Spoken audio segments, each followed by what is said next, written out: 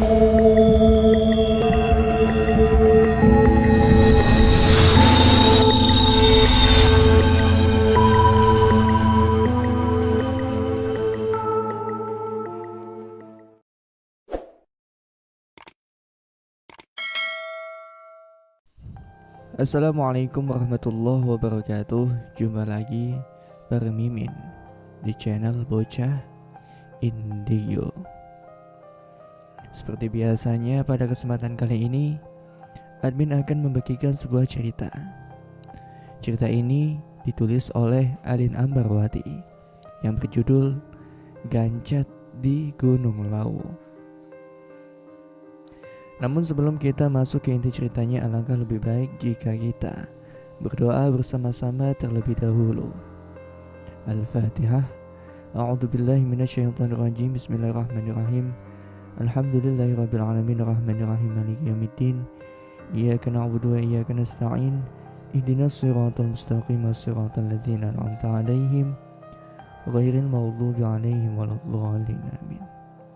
Semoga kita semua senantiasa berada dalam lindungan Allah Subhanahu wa taala. Amin amin ya rabbal alamin. Langsung saja tanpa perlu berlama-lama lagi, kita lanjut ke inti ceritanya.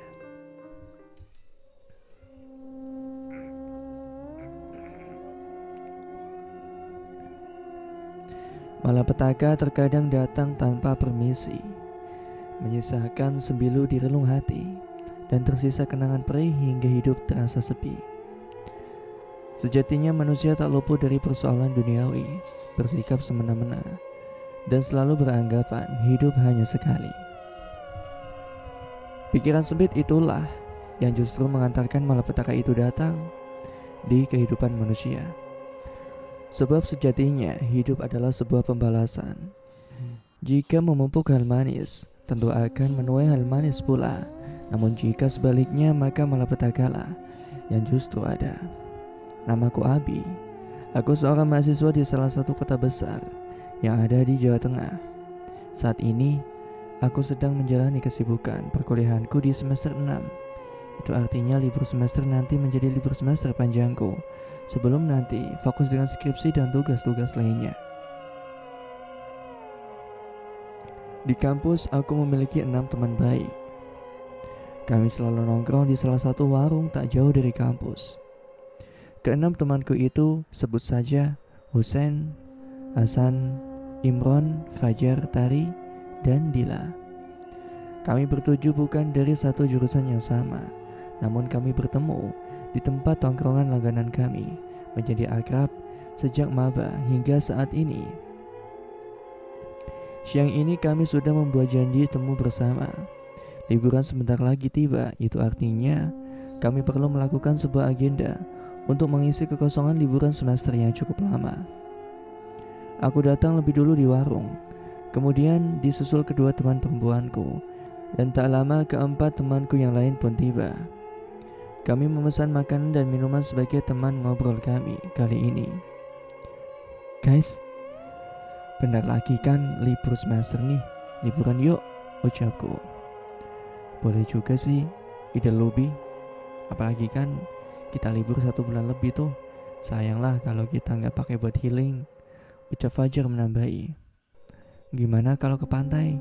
Kayaknya pantai di Jogja bagus-bagus tuh, ucap Dila. Gimana kalau naik gunung? Bukan cuma nikmatin sunset dan sunrise saja sih, kita juga bisa sekalian uji adrenalin kita. Gimana? Ucap Tari. Asik juga sih. Lama juga gak naik. Kangen ucap Imran. Yang lain gimana? Tanyaku. Gunung boleh, pantai juga oke lah kalau aku, Husein bilang. Aku setuju sih kalau gunung, kayaknya seru tuh, ucap Hasan. Gimana kalau kita lakuin voting, ucapku. Oke, setuju, ucap keenam temanku kompak. Kami pun kemudian melakukan voting untuk menentukan pilihan liburan semester kali ini. Apakah pergi ke pantai atau naik ke gunung? Kalau boleh jujur, aku sendiri lebih memilih untuk naik ke gunung dibandingkan dengan pergi ke pantai. Sebab ketika naik gunung banyak hal menyenangkan dan menantang yang bisa diperoleh. Terlebih naik gunung bisa memupuk kekompakan kami. Namun aku juga tidak bisa mengambil keputusan sepihak. Aku ingin menghargai semua pendapat dari teman-teman yang lain juga, agar liburan kali ini lebih berkesan tanpa adanya penyesalan. Setelah dilakukan voting, sebagian besar temanku memilih untuk naik ke gunung dibandingkan dengan pergi ke pantai. Oleh karena itu, kami semua memutuskan untuk naik ke gunung guna mengisi liburan panjang kami kali ini. Gunung Lawu kami pilih sebagai tempat tujuan kami, sebab keindahan puncak Lawu menjadi daya tarik tersendiri bagi kami. Selain itu juga jarak yang tidak begitu jauh dari tempat kami saat ini menjadi salah satu pertimbangan lain bagi kami bertujuh. Setelahnya, kami memutuskan untuk naik ke Gunung Lawu esok lusa, mengingat libur semester baru akan dimulai esok hari.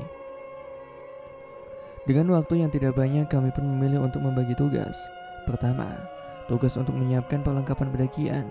Yang kedua, menyiapkan perlengkapan camping. Dan yang terakhir, yaitu menyiapkan logistik yang cukup untuk bertujuh.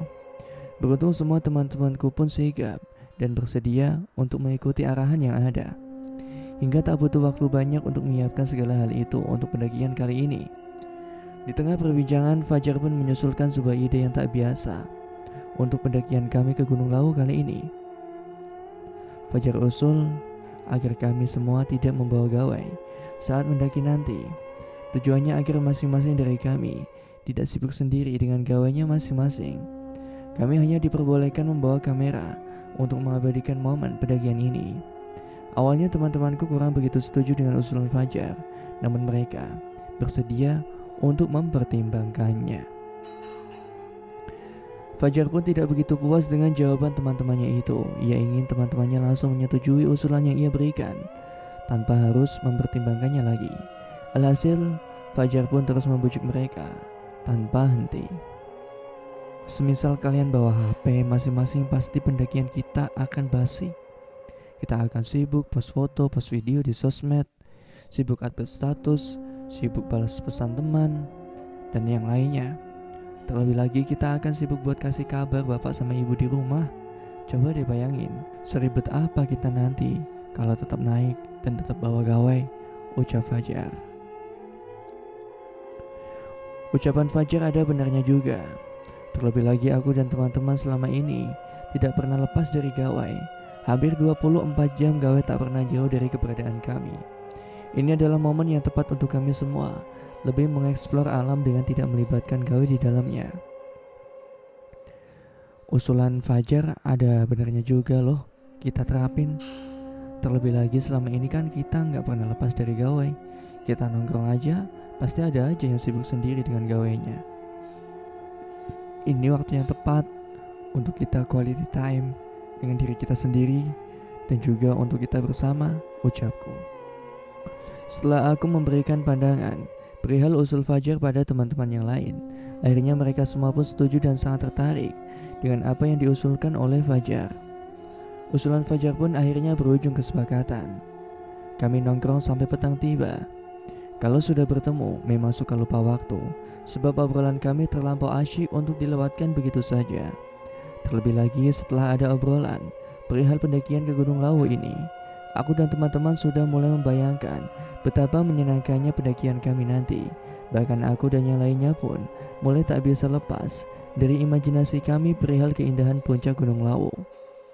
Guys, aku gak sabar guys untuk menunggu esok, ucap Dila. Sama, aku juga, ucap Imron. Ngomong-ngomong kita kan gak bawa gawai nih, tapi harus ada di antara kita yang tetap bawa kamera loh. Jangan sampai momen kita naik ke Lawu lewat begitu aja, usul Tari. Dari keenam teman-temanku, tak ada satupun yang memiliki kamera di rumahnya. Beruntung aku memilikinya, hingga aku pun menawarkan diri untuk membawa kamera saat pendakian nanti. Kamera dan gawai menjadi dua buah kebutuhan yang tak pernah lepas dariku. Hobiku memotret dan mengambil video mengharuskanku memiliki kamera. Bahkan hampir setiap minggu aku selalu menyempatkan diri untuk hunting bersama teman-temanku yang lain yang juga memiliki hobi yang sama denganku. Kalau masalah kamera, aku ada kok, jadi aman, ucapku. Nanti ambil fotoku yang bagus ya Abi. Pas lagi di puncak, ucap Dila. Aman. Tenang aja, Abi udah pro kok, ucap Fajar meledekku. Aku pun hanya bisa tertawa, membalas ledekan Fajar. Malam itu benar-benar menjadi malam asyik sepanjang pertemuan kami bertujuh.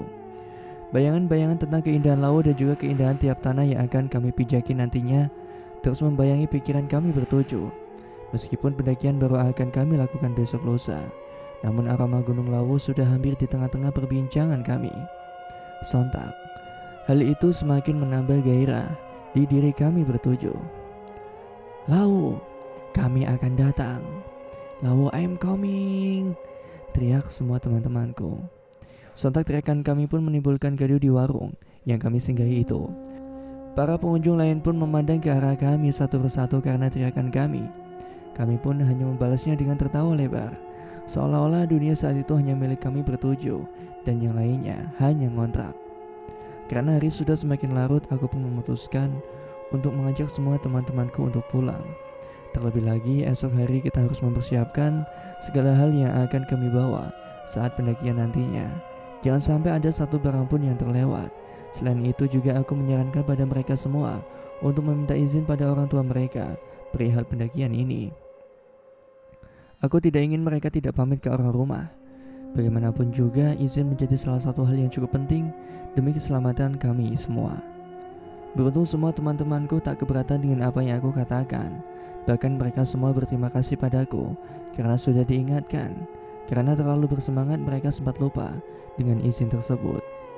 Kami berencana untuk bertemu lagi esok hari, tepatnya di sore hari, untuk membicarakan perambangan persiapan kami semua.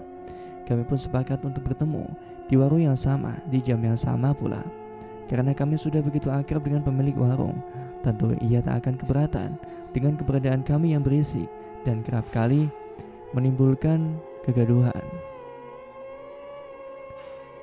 Esok hari, seperti biasa, aku datang paling awal dibandingkan dengan teman-teman yang lain, disusul dengan dua perempuan perkasa di gerombolan kami, dan yang terakhir, keempat lelaki yang sangat hobi terlambat. Gimana nih persiapannya? Aman kan? Tanyaku. Logistik aman dong. Aku dan Dila sudah belanja tadi pagi dan semuanya lengkap, ucap Tari. Bagus, kalau perlengkapan naik gimana? Tanyaku. Aman, semuanya sudah aku pinjam tadi pagi, ucap Imran. Perlengkapan camp gimana? Ucap Fajar. Aman kok. Udah aman Bi, tenang aja. Oke, semua aman ya, berarti kita semua esok siap untuk naik. Setelahnya aku pun mulai memperbincangkan perihal pemberangkatan di esok hari. Sebab semuanya harus dipikirkan sedari sekarang. Dari mulai tempat berkumpul, kendaraan, dan basecamp mana yang akan menjadi tujuan pendakian kami nantinya. Fajar pun menawarkan diri untuk berkumpul di rumahnya, mengingat rumahnya esok hari akan sepi, sehingga kami semua bisa leluasa berada di sana sebelum nantinya bergegas untuk pergi ke basecamp. Kami semua setuju dengan tawaran Fajar, dan lokasi pertemuan kami pun disepakati oleh rumah Fajar. Perihal kendaraan, kami sepakat untuk menggunakan angkutan umum. Selain biaya yang ringan, kami juga bisa lebih menikmati perjalanan sebelum pendakian. Asal kami semua harus konsisten untuk datang tepat waktu, agar terhindar dari keterlambatan bus. Beruntung semua teman-temanku menyanggupinya dan akan datang lebih awal, tidak seperti biasanya. Pendakian via Candi Ceto, jalur tersebut menjadi pilihan kami untuk melakukan pendakian menuju Puncak Lawu. Tak ada alasan khusus mengapa kami memilih jalur itu, hanya karena Imron, salah satu teman kami, pernah melaluinya, sehingga kami semua pun sepakat untuk melakukan pendakian via Candi Ceto. Setelah semuanya sepakat dengan perbincangan kami kali ini, kami pun memutuskan untuk kembali ke rumah masing-masing sebelum petang. Aku ingin semua teman-temanku bisa beristirahat lebih awal, agar keesokan harinya mereka semua bisa memiliki kondisi yang cukup prima untuk nantinya melakukan pendakian ke puncak Gunung Lawu. Besok ketemu jam 1 pagi ya, di rumah Fajar. Jangan sampai telat, ucapku. Tenang Bi, kami semua akan on time, ucap Imran. Kalau kita berdua gak perlu diraguin lagi ya Bi, ucap Tari dan Dila. Aku percaya kalian semua, ucapku. Aku pun bergegas untuk kembali ke rumah. Aku lupa belum izin minta bapak ibu perihal pendakian ini. Melakukan pendakian ke puncak gunung bukanlah hal baru bagiku. Ini menjadi pendakianku yang ketujuh. Kedua orang tuaku pun sudah paham dengan salah satu kesenanganku ini. Hingga aku tidak perlu khawatir perihal izin, sebab aku tidak pernah satu kali pun melupakannya. Benar saja, saat aku mencoba izin pada mereka, mereka langsung paham dengan rencanaku itu, dan keduanya pun mengizinkannya. Bapak dan ibu hanya berpesan agar aku bisa jaga diri, jaga sikap, dan jaga lisan saat pendakian nantinya, sebab malapetaka bisa saja datang. Jika aku tidak membentenginya dengan sopan santun, maka tidak akan ada lagi pelindung dariku. Itu pesan yang selalu bapak dan ibu sampaikan padaku tiap kali aku akan melakukan pendakian. Aku sangat beruntung memiliki orang tua yang begitu pengertian dengan kesenangan anaknya. Aku pun selalu berusaha untuk menjaga kepercayaan mereka, tidak berbuat semena-mena, menjadi bekal utama bagiku. Aku sudah tidak sabar menunggu hari esok, ucapku dalam hati. Bukan hanya aku saja yang sudah tak sabar, keenam temanku pun memiliki perasaan yang sama. Terbukti satu persatu dari mereka mengirim pesan melalui WA perihal perasaan mereka masing-masing yang sudah tidak sabar menunggu hari esok tiba. Mereka benar-benar bersemangat untuk pendakian ini. Meskipun pendakian ini bukan pendakian pertama bagi kami bertujuh, tapi tetap saja rasanya masih sama seperti pendakian pertama kami. Kala itu kami berhasil menaklukkan puncak tertinggi di Jawa Tengah, yaitu Gunung Slamet. Setelah itu kami haus akan sebuah pendakian, sehingga tak heran pendakian ke Gunung Lawu ini sangat kami nantikan. Hari pendakian pun tiba. Aku datang lebih dulu di rumah Fajar. Seperti biasanya, aku adalah orang yang bisa dibilang paling on time dibandingkan dengan teman-teman yang lain. Janji ketemu pukul 1 pagi, maka aku akan datang 15 menit lebih awal. Sementara teman-teman yang lain terkadang datang tepat di jam kesepakatan. Terkadang juga lebih dari itu. Aku sudah terbiasa dengan hal itu. Namun kali ini terlihat berbeda. Hampir dari kelima temanku yang lain datang 5 menit sebelum jam 1 pagi. Aku benar-benar lega karena hal itu. Itu artinya mereka semua benar-benar menepati ucapan mereka masing-masing. Di rumah Fajar, kami kembali mengemasi barang-barang logistik yang akan kami bawa untuk pendakian. Dari mulai perlengkapan pendakian, perlengkapan camping, sampai perlengkapan makan dan minum kami cek kembali untuk menghindari persoalan seperti barang tertinggal atau yang lainnya. Aku pun kemudian mengelompokkan keril-keril yang dibawa oleh teman-temanku di satu titik untuk memudahkan kami dalam pemberangkatan nantinya. Kebetulan kami akan diantar oleh saudara Fajar menggunakan mobil menuju terminal. Tak lama menunggu, mobil saudara Fajar pun tiba. Di sini aku dan yang lain pun bergegas untuk memindahkan tas-tas yang akan kami bawa ke dalam mobil. Namun hal aneh terjadi di sini. Ketika aku hendak memindahkan keril milik Fajar ke dalam mobil, aku merasa tas miliknya tersebut sangatlah berat. Sontak aku pun berpikir untuk packingan Fajar berantakan. Aku benar-benar penasaran. Lantas tanpa minta izin pada Fajar terlebih dahulu, aku pun membuka tas keril milik Fajar dengan segera. Betapa kagetnya aku ketika mendapati isi dalam tas Fajar. Ternyata isinya adalah minuman keras. Tak tanggung-tanggung, dalam tasnya Fajar ada banyak minuman keras dengan jenis-jenis yang berbeda. Ada 2 botol ciu, 3 botol anggur merah, dan 1 botol vodka. Aku pun berpikir bahwa tindakan Fajar ini adalah tindakan yang salah. Fajar, gimana sih? Kita itu mau naik gunung, bukannya mau pesta miras, ucapku naik pitam. Meskipun aku sedang naik pitam, aku mencoba untuk memelankan suara amarahku agar hal itu tidak didengar oleh teman-teman yang lain. Jika memang temanku yang lain mengetahui hal itu, tentu mereka akan bersikap sama sepertiku. Aku pun kemudian bergegas untuk memanggil Fajar. Aku mengajaknya untuk bicara 4 mata perihal ini. Melihat wajahku yang musam dan secara tiba-tiba memanggilnya untuk bicara 4 mata, Fajar terlihat gelisah. Terlebih lagi ia melihat kondisi tasnya berantakan pada saat itu. Gawat, sepertinya Abi udah tahu, ucap Fajar lirih, namun aku mendengarnya.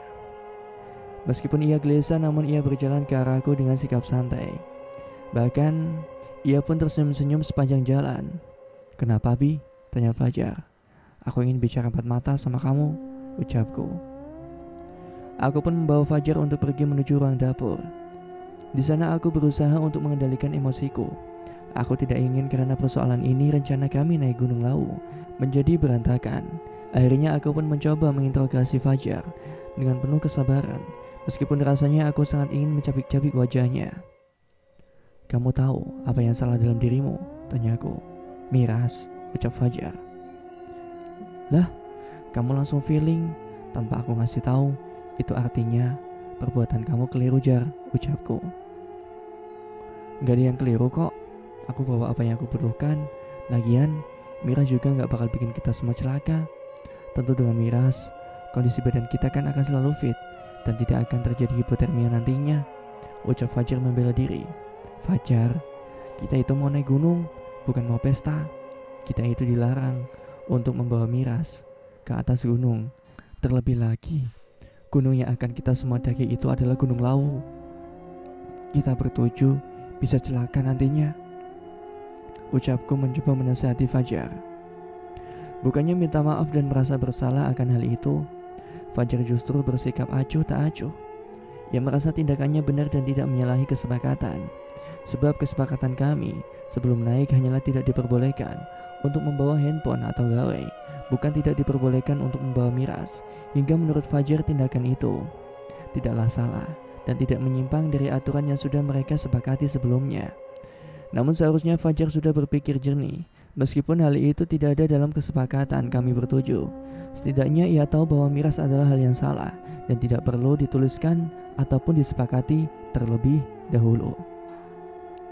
Sepertinya suara ribut antara aku dan Fajar terdengar hingga keluar meskipun aku sudah berusaha untuk memelankan suaraku. Imran dan juga Husain datang menghampiriku dan juga Fajar yang belum mereda saat itu. Kenapa sih Bi? Kok ribut-ribut? Suaranya kedengaran banget loh, ucap Husain. Sontak aku pun langsung menjelaskan pada Imran dan Husain perihal miras yang ada di dalam tas Fajar yang akan dibawanya naik ke atas gunung. Aku juga menjelaskan bahwa apa yang dilakukan oleh Fajar adalah keliru. Tidak sepantasnya seorang pendaki berpesta miras. Saat melakukan pendakian terlebih lagi, kami semua akan naik ke Gunung Lawu. Jangankan pesta miras, perempuan yang sedang haid pun saya wanti-wanti agar tidak mendaki. Ini sama saja Fajar menentang penghuni Lawu. Namun setelah aku menjelaskannya semuanya pada Imran dan Husain, nampaknya respon mereka tidak sesuai dengan apa yang aku pikirkan. Keduanya justru membela Fajar, terlebih lagi Imran. Sepertinya Imran sudah mengetahui jika Fajar akan membawa banyak miras naik ke Gunung Lawu. Keduanya berdalih bahwa barang yang dibawa oleh Fajar itu milik pribadi dan tidak sepantasnya kami semua ikut campur akan barang pribadi yang akan dibawa. Yang terpenting tidak menyalahi kesepakatan bersama yang tidak diperbolehkan, yaitu membawa gawe saat pendakian Gunung Lawu ini. Karena aku sudah kesal dan muak mendengar semua pembelaan yang diucapkan oleh mereka, akhirnya aku pun memilih untuk bungkam dan tidak melanjutkan ucapanku. Aku pun meninggalkan mereka bertiga dengan perasaan kecewa. Belum juga memulai pendakian, namun rasanya sudah benar-benar berbeda. Aku sudah tidak lagi respek pada teman-temanku itu, melainkan yang tersisa hanyalah kekecewaan. Yang penting aku udah berusaha ngingetin kalian. Jika saat pendakian nanti terjadi hal yang tidak-tidak, aku harap kalian bertiga tidak melibatkan yang lain, ucapku tegas. Setelahnya aku pun meminta semua teman-teman yang lain untuk bersiap masuk ke dalam mobil, karena perjalanan menuju terminal yang ada di kota es akan dimulai. Dan kemudian kami akan melanjutkan perjalanan menuju Gunung Lawu dengan menggunakan bus umum. Saat sebelum kami semua naik ke dalam mobil, orang tua Fajar pun tiba. Aku pun mengajak teman-temannya lain untuk pamit terlebih dahulu pada mereka. Selagi kami bertemu sekaligus meminta doa restu agar kami bertujuh bisa diberikan keselamatan sedari pendakian hingga turun kembali nantinya.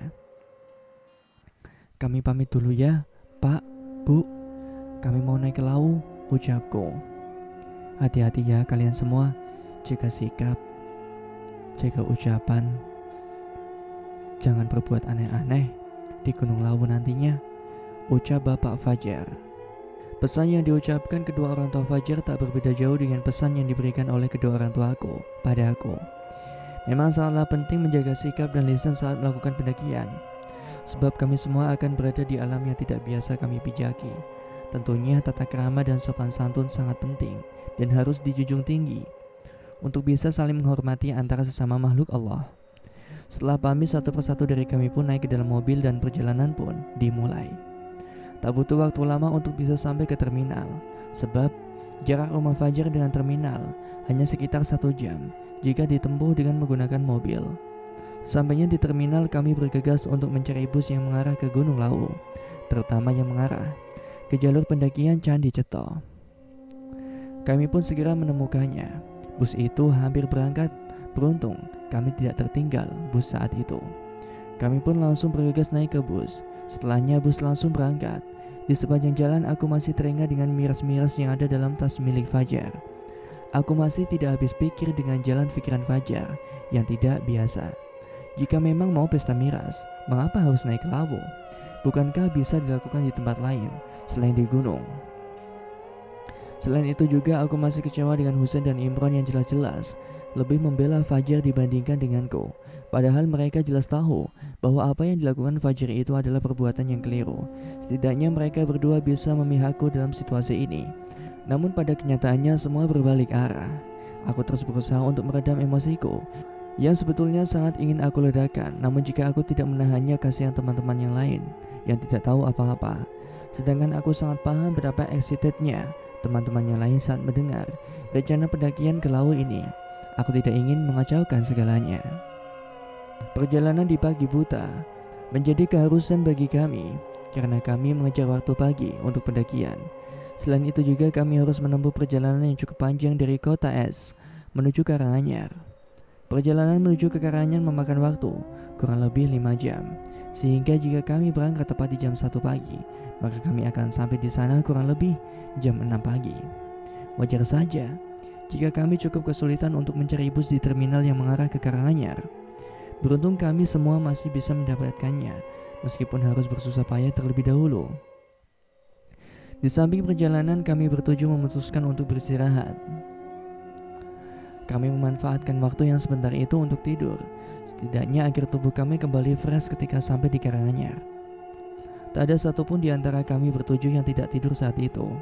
Untung saja sebelum aku tertidur, aku lebih dulu memberitahukan pada supir bus agar membangunkan kami setibanya di Karanganyar, sehingga kami tidak khawatir akan terlewat dari tujuan kami. Tepat di jam 6 pagi kami pun sampai di Karanganyar, jalur pendakian Gunung Lawu via Candi Ceto. Kami memutuskan untuk mampir lebih dulu ke salah satu warung yang letaknya tidak begitu jauh dari base camp pendakian Lawu. Perut yang sudah keroncongan sudah menanti untuk segera diisi. Dalam kondisi ini aku sudah sedikit melupakan persoalan perihal miras yang ada dalam tas milik Fajar. Aku berusaha dengan keras untuk menepis pikiran-pikiran buruk yang terus bersarang dalam otakku. Kita mampir dulu ke warung guys, setidaknya kita harus isi perut dulu, ucapku pada teman-temanku yang lain. Setuju, aku udah lapar banget. Benar, aku juga haus. Kami semua pun bergegas untuk masuk ke dalam warung, memesan semua makanan dan minuman yang benar-benar kami inginkan. Setelahnya kami pun langsung menyantapnya dengan sangat lahap. Setelah jam menunjukkan pukul 8 pagi, kami pun mulai bersiap-siap untuk melakukan pendakian ke puncak Lawu via Candi Ceto. Sebelum itu, aku mengajak semuanya untuk memanjatkan doa terlebih dulu demi keselamatan kami semua. Setelahnya perjalanan pun kami mulai. Dalam pendakian ini aku bertindak sebagai leader. Aku berjalan di urutan paling depan, disusul oleh Imron, dilanjutkan oleh 2 perempuan Tari dan Dila, dan disusul oleh teman laki-laki yang lain. Dan posisi paling ujung adalah Fajar. Sebagai leader, aku juga yang mengurus perizinan pendakian kami di base camp pendakian. Aku menulis semua nama yang turut serta dalam pendakian ini. Jumlahnya ada 7 ya? Tanya penjaga base camp. Iya bang, ucapku. Awas ganjil, mending salah satu dari kalian bertujuh bawa tongkat agar jumlah ganjil kalian tidak ketara, ucap penjaga base camp. Memang ngaruh ya bang, jumlah ganjil dan tongkat yang abang bilang? Tanyaku. Percaya nggak percaya sih bang, terserah kalian aja, ucap penjaga base camp. Meskipun aku tidak begitu percaya dengan ucapannya, namun aku berusaha untuk mengikuti saran yang diberikannya. Setidaknya mereka jauh lebih paham tentang Lawu dibandingkan dengan kami. Jadi tidak ada salahnya jika kami mengikuti saran mereka yang sudah lebih paham tentang Gunung Lawu dibandingkan dengan kami. Jadi tidak ada salahnya kami mengikuti saran mereka, meskipun hati berkata tidak percaya.